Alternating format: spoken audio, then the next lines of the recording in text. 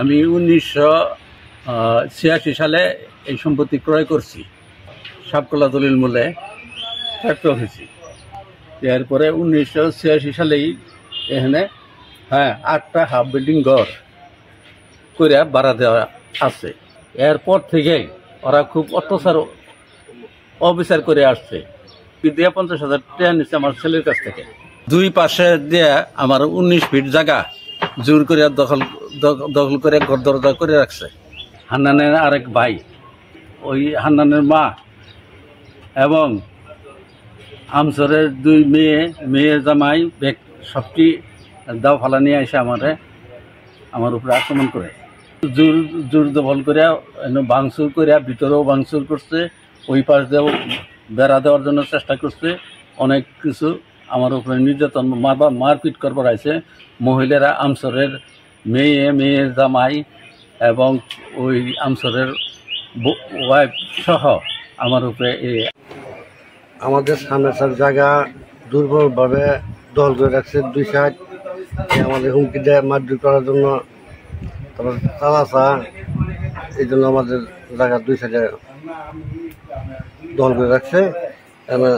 আমরা এই অবস্থাতে আছি। আগে একবার সামনে বেড়া দেওয়া ছিল, পিছিয়ে দিয়ে বেড়া দিয়েছিল। আমরা এই জায়গা উদ্ধারের জন্য সরকারের কাছে আবেদন করছি। আমার আব্বা আর কি এই জায়গাটা নিচে অনেক বছর যাবত, মোটামুটি 30-40 বছর আগে নিচে। বারবার আমাদের হয়রানি করতেছে কিছু দুষ্কৃতিকারী লোক।